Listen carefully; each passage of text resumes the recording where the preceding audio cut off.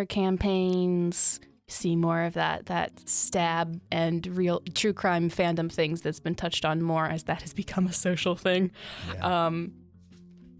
And it's nice to comment on that in a fictional thing instead of having to just grapple with the fact that people just are trying to live their lives, get through things. Like these characters, they're trying to find a new path, but because they're in a Scream movie, someone is gonna do some stuff in a mask. Mm-hmm. Hey, Bob. Hey, John. How are you? I'm okay. Great. Hey, everybody. My name is John. I'm Bob. He's Bi. They're Butch. And together we are the Butch and the Bi. And this week, we had a good time watching a fun family film. Family in the big city. Tension above back alleys. And in back alleys. Mm-hmm. A lot of back alleys. Horrible, drunk, young adults. Oh, yeah. We watched Scream 6. If you can't tell, I don't know if you can. It might be a little obvious or not. Let me just make it really obvious real quick. Let me just, if you're watching the video version. Yeah, we went and saw my favorite movie franchise continue. That feels like a bold-faced lie. The Marvel Studio stuff always kind of...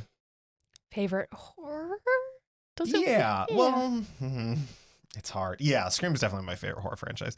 No, this is the sequel to the... Requel to the Scream-make to the original trilogy. It's a franchise. It's a franchise, which was interesting that's the, like... It felt very loosely like that was like the other ones have a very specific theme, and then this one has the very vague, like, it's a franchise. Like, yeah, you did that with the trilogy thing though. Like, yeah, tis what tis. But yeah, this picks up where the last movie left off, which if you haven't seen that Scream 2022, 5 Scream, however you want to call it, we're gonna be talking about that a little bit, because it plays into this movie very heavily. And there are going to be spoilers at some point for this movie. But first things first. First things first. Bob, where have you been for the last however many months we've been gone? Where have I been? Mm-hmm. In my studio, working away like a little elf, and also dealing with chronic fatigue when I'm not working. Yeah, so fun update from the last time we did an episode, which was our top 10 of the year. Mm-hmm. That featured our sweet little friend, Betsy. Betsy, unfortunately, did not make it well into 2023, but she was a very sweet cat, and we were very happy to home her for the last couple months of her lives. Mm-hmm. And what that led to is me being sad and adopting my own kitten. You know, one that's got a warranty that's not going to die in 4 months. I don't think the shelter gave you a warranty. They sure didn't. In fact, they gave me less than a warranty.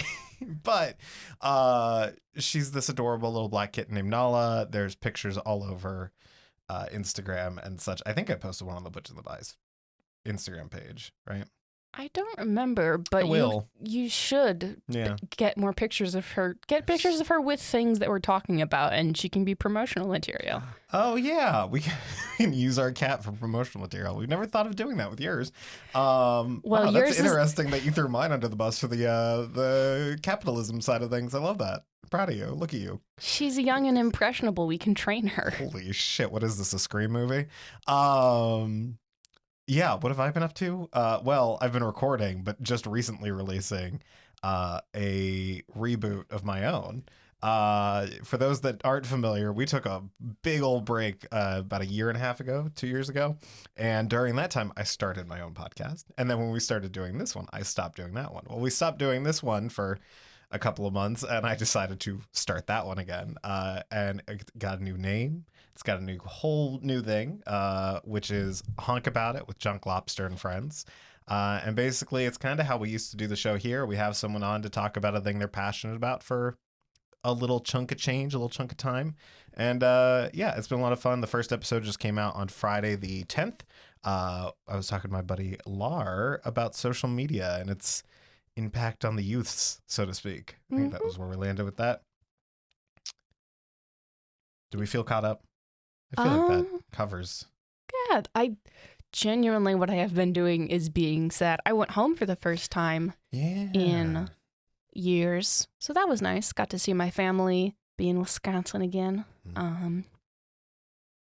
Yeah, that's most of it. And then I was just incredibly tired for 50% of the time. Yeah, we were both pretty exhausted. Work's been chewing away at me, and yeah, but we knew we wanted to get back into this. This was never a permanent break. We had kind of decided we're just gonna do this when we do this. It may be regular, it may be not. So enjoy it when you get it. That being said, we're a limited commodity now. Yeah, right. Pay us if you want more. That being said, let's get into the actual meat of the episode, which is talking about Scream 6. It released today, March 10th, technically yesterday. I hate that they still call the Fridays the release dates, even though you can go see it on Thursday nights. It's not even like it's a midnight release anymore. Yeah. But yeah, we went and saw it. It is still directed by Radio Silence, the director, duo, and writer they did Ready or Not, which was amazing. And they did the last Scream movie, which was, for being the first movie directed by not Wes Craven and written by not Kevin Williamson, was a fantastic sequel and continuation of the franchise. It, I think, hit all the right notes. I just rewatched it today before we went to go see the movie. And yeah, it's good. And it breaks the mold a little bit of the previous movies by bringing our trio down to a duo, which was definitely felt in this movie a little bit. But yeah, initial thoughts, Bob, before we get into spoilers for this movie. Give me the vibes. Give me the general vibe, how you felt. The vibes are New York City, the most populous city in our country, and so both expansive and claustrophobic, and internet smear campaigns. See more of that stab and real true crime fandom things that's been touched on more as that has become a social thing. Yeah. And it's nice to comment on that in a fictional thing instead of having to just grapple with the fact that people just are trying to live their lives, get through things. Like these characters, they're trying to find a new path, but because they're in a Scream movie, someone is gonna do some stuff in a mask. Someone, you say? Yeah. I genuinely walked out of this movie a very happy Scream fan. I think the twists got me. There were a number of twists, and they were all very good and twisty. You're getting all the things you want out of a Scream movie, and even more than we got in the previous one. More chase scenes, some really good phone call interactions. Roger L. Jackson again returns to voice Ghostface, and yeah, really, it's wild because it is very much a little bit of a remake of the second Scream movie. So yeah, we're gonna drop the pretense now. Holy shit. Oh my God. I love this movie so much, and it might be recency bias, but I think it's probably my second favorite Scream movie right now. If not that, it definitely catapulted to some of my favorite killers of the franchise. Let's just talk about the fact. So this is the first Scream movie to feature 3 killers. And not only are they 3 killers, they are a family of killers. And in fact, they're the remaining family of the previous killer. It is Richie from Scream 2022. His family snapped, went bonkers, pretty much encouraged him to love horror movies as much as he did in the way that they're he did. A very supportive family. Yeah. They reminded me of Dead Rising villains. Yeah. I've been playing a lot of Dead Rising lately, and they had that same kind of manic, campy vibe. Yeah, no, Manic, campy, Ghostface vibes. No, part of their intensity, it was making me think of, what's the game where you wake up and you're at a table with people and they're like, eat this flesh? Resident Evil 7. Yeah. They kind of had that villain vibe of just like, oh, you're off the deep end. You guys are delusional. And delusion, it's fun because As I mentioned, this very much feels like a remake of Scream 2. Obviously there are references to Scream 2 in this, a wild amount, but one of the things that really stands out to me is that the killers in this are just as familiar and obsessed with the Scream movie, the Stab movies, the in-the-universe movies, as Richie was. And throughout the entire third act, we're getting a lot of direct quotes from the other killers coming out of these guys' mouths. I realized when we were walking to the bus stop, I was like, you know who these people remind me of? They remind me of Hades and Pain and Panic from the Hercules movie. So it's the father of Richie and his Cop. a cop. Never trust a cop. He's a fucking cop. It's always the cop. It's the father of Richie, and it is his kid siblings, whose names escape me. Was it Cam? Was one? Cassie? Mindy's one of the Meeks. Mindy and Chad are the Meeks twins. What was the other? Yeah, I don't remember. Yeah, don't remember, but they have the best energy. So basically, the two young ones are just bouncing around like menaces while their dad is kind of puppeteering everything, which is... So we got a couple of things from previous entries in the franchise that were supposed to happen. So Scream 3 was supposed to have, apparently, a return of Stu Macher, the second killer from the first movie, as a bit of a puppeteer role.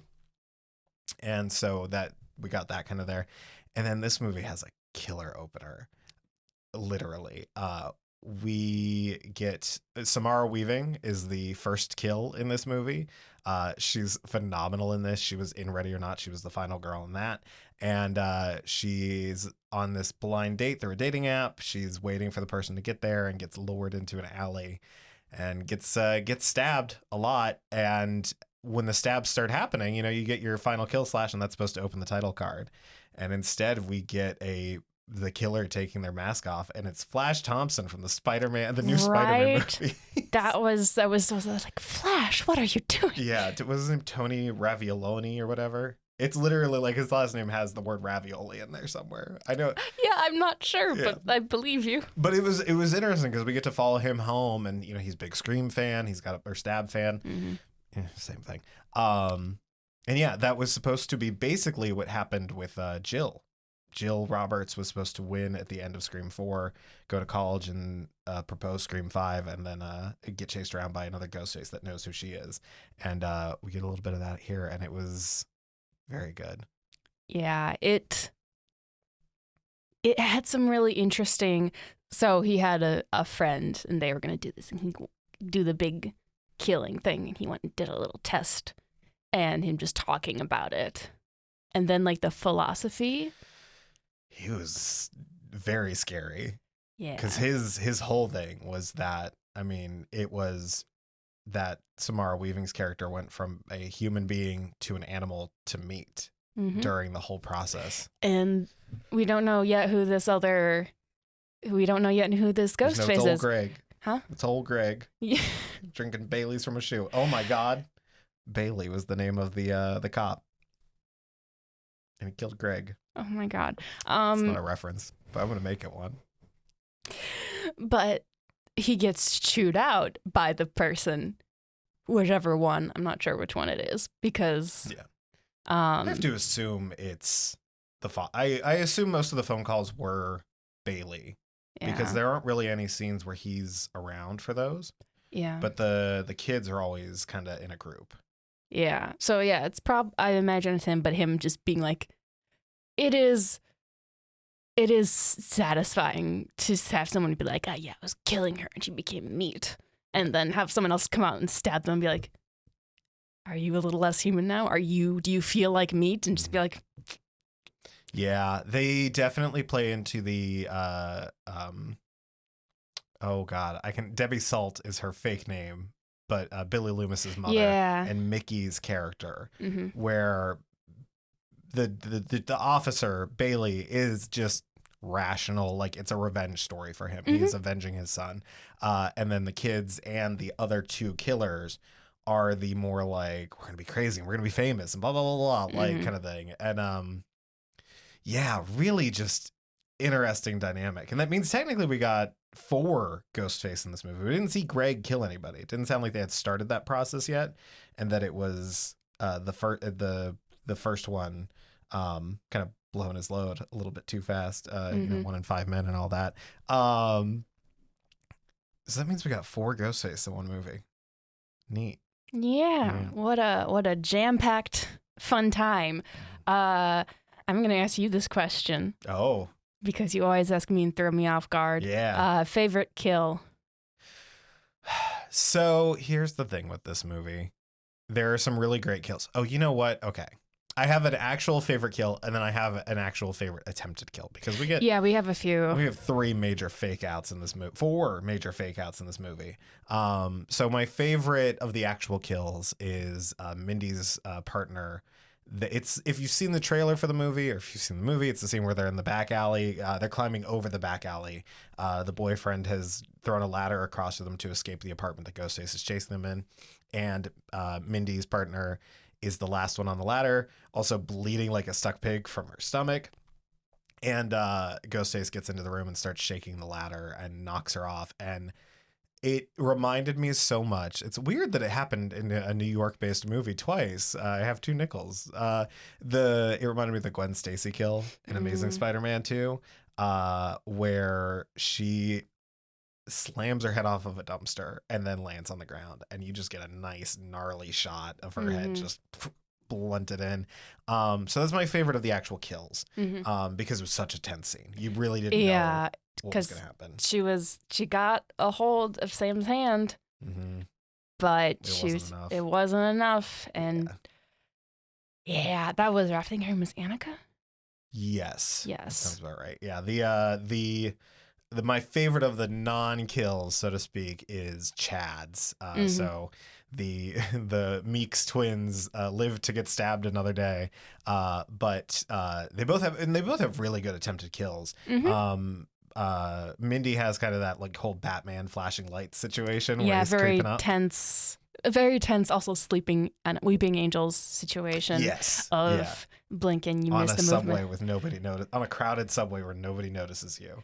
Nobody notices you, and there are just people wearing these masks because it's Halloween. Yeah, well, it's Halloween. The killing started, and immediately people were buying up all the Ghostface masks they could because I don't know, can't imagine why. But then because there are actual people who stand Jeffrey Dahmer.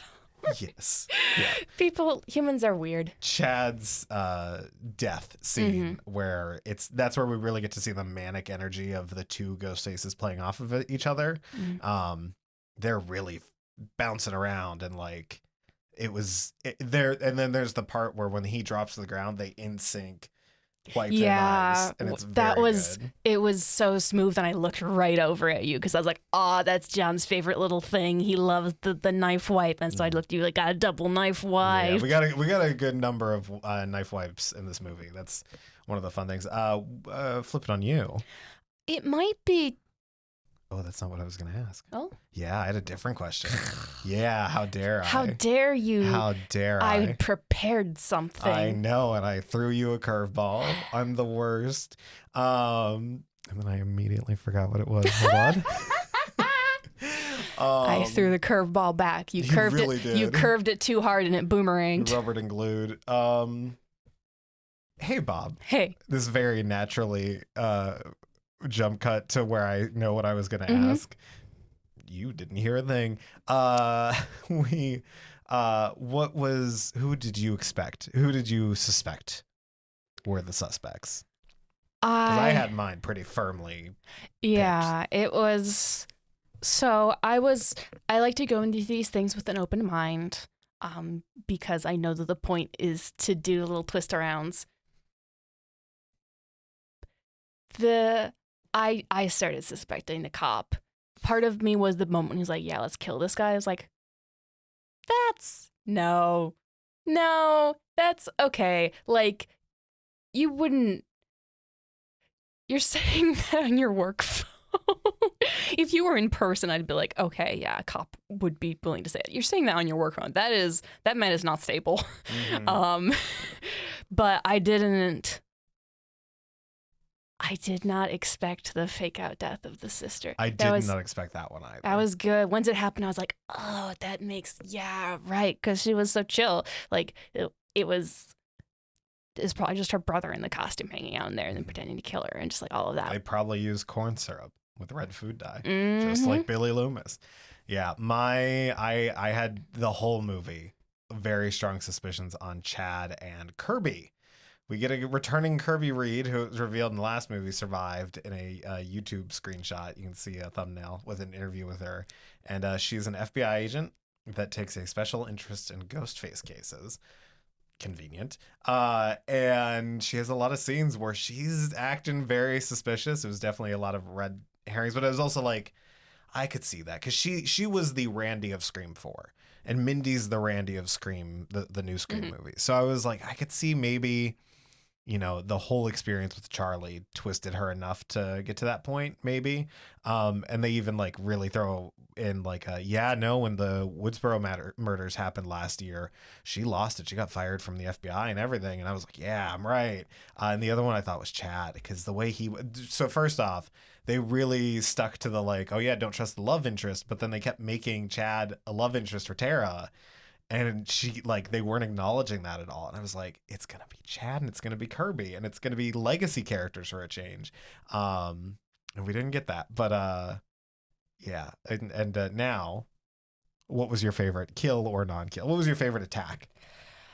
I mean, I love the tense subway car one with Mindy. That was really, listen, sometimes it's really scary to be on a train with a bunch of people. And when people are wearing a lot of masks, also scary. And then also have someone who you know is coming for you. Mm-hmm. And you've got one of your suspects on the train with you. Which she was like, I was wrong, but she was right. Yeah. Now, I have to assume it was the sister on the subway car because Bailey, the officer, the dad, was at the police station when he called them. And then... Yeah, no, I think she said... Charlie, was that the brother's name? I don't remember. The virgin one. That was another fun play on everything, was that one of the virgins was the killer. Yeah.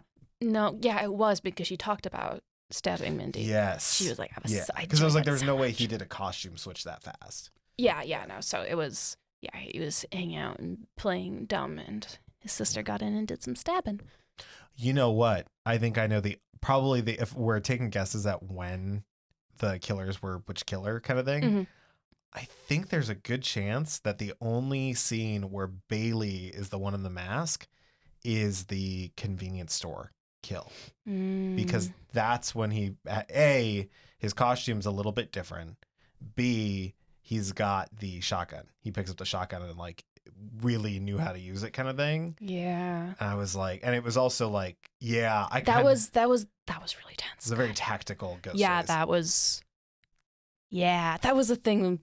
The advertising for this came out and they're like, a ghost face like you haven't seen before. I was like, oh, one who's competent and not just super clumsy, which is one of my favorite things about so many ghost faces. They're just people who have decided they're going to do this. Yeah. And they're not tactically trained. And so they're just like running and hitting into things. Yeah. And so then it's also fun and scary when, oh no, this ghost face is a trained cop. Oh, so then that definitely means that Bailey wasn't the one attacking Gail. Because Bailey was back at Central Park with everybody. Yeah. So that means it was either one or both. Well, no, because the brother was in the van. Yes. At the so time. it would have been the was sister who was already presumed dead at that point. I have to imagine pretty much the entire like second act of this movie, it was just the sister because it was easier to fake them out that way. I mean, if it got us, I definitely didn't realize. It's like, why would I think they would do that now? Like, even though this movie has a character who like died on screen kind of thing. Yeah, I loved it. Yeah, it was really fun. There was some brutal knife twists and like pulls. Gotta say, the knife stabs in this one, and they even made the joke about the budget being more because it was a franchise movie, were definitely better than the last one. The Dewey's death scene, I rewatching it, and the like, it's a very good emotional hit. And David Arquette's acting is very good. He's got the whole getting stabbed acting down. But when they show the stab wound and like the guts coming out, it's not very what you expect kind of thing. Yeah, no. And then this one with the girlfriend, the one that has to climb across the ladder, when she gets it in the gut, you really get that like things are not moving around the way they're supposed to. Yeah, there was something like the fucking therapist. The therapist. Yeah. That hmm Gail's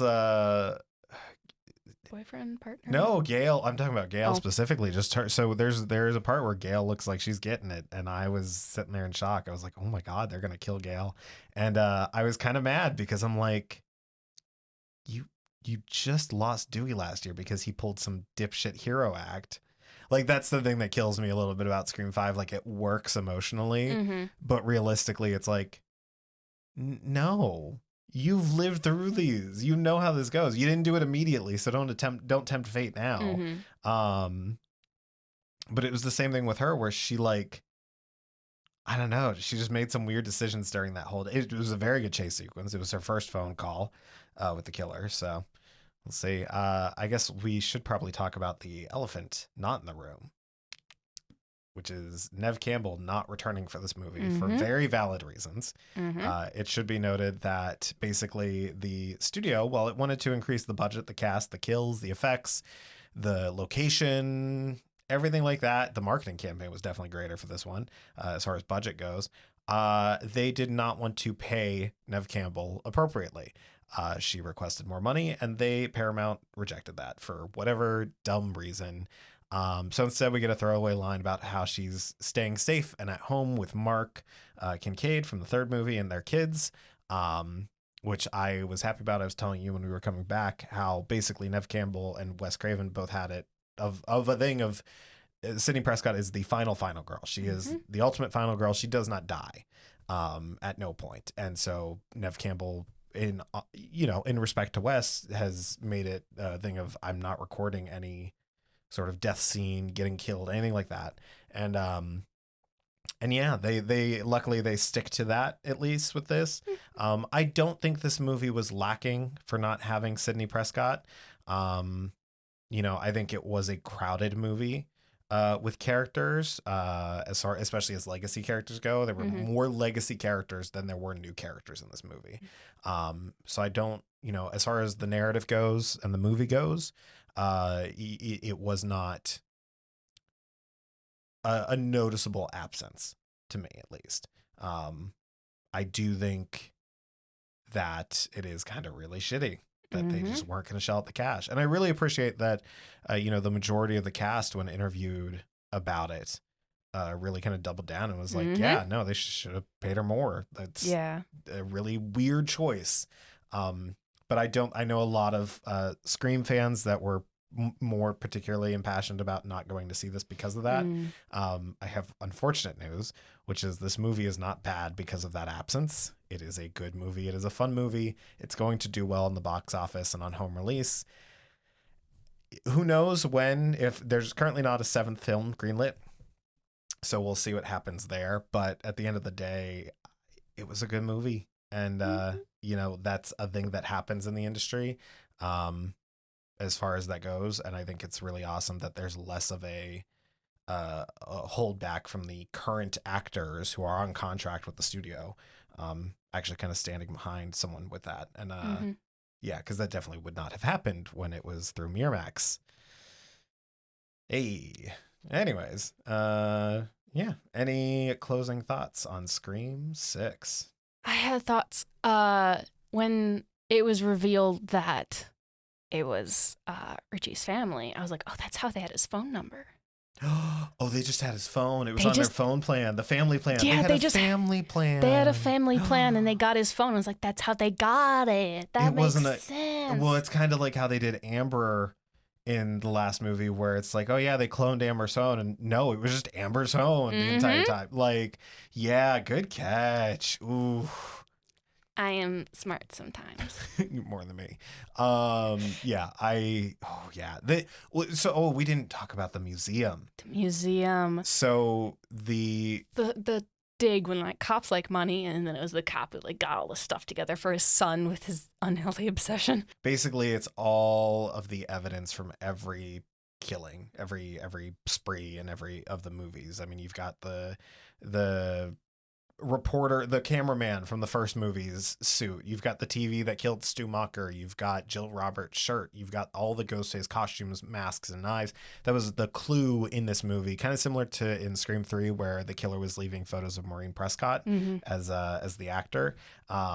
This killer was leaving in chronological order the masks of the previous killers, all the way down to wanting to shove Billy Loomis's mask on Billy Loomis's daughter and be like, it was an interesting, it's that thing of like, fuck this guy, he's awful. But the specific, he knew the intimate details of how his son went out.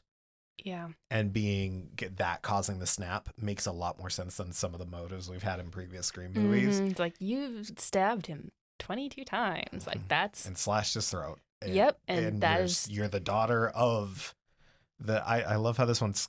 It's funny. This one... So a lot of people pointed out in the trailer that...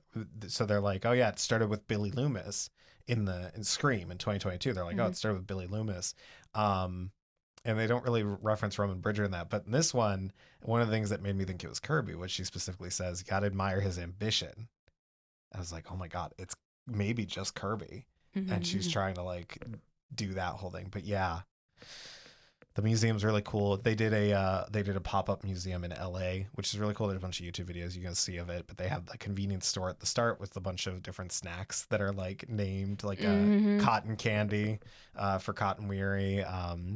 I think there was, Judy's Lemon Squares, circa 2011, stuff like that. And then it goes into a very small version of the display. But yeah, it was fantastic layer / third act setting. I love that change up. It was a movie theater, which I appreciate very much because this movie is so focused on movies. I loved when they were standing at the concession counter and picked up an old box of candies, and it was really cute with Tara. And I do like their romance. Yeah, I think they're definitely going to be the nail. So I was telling you, it was like, oh, they've got their original four. They've got their Gail and Dewey and Sydney and Randy.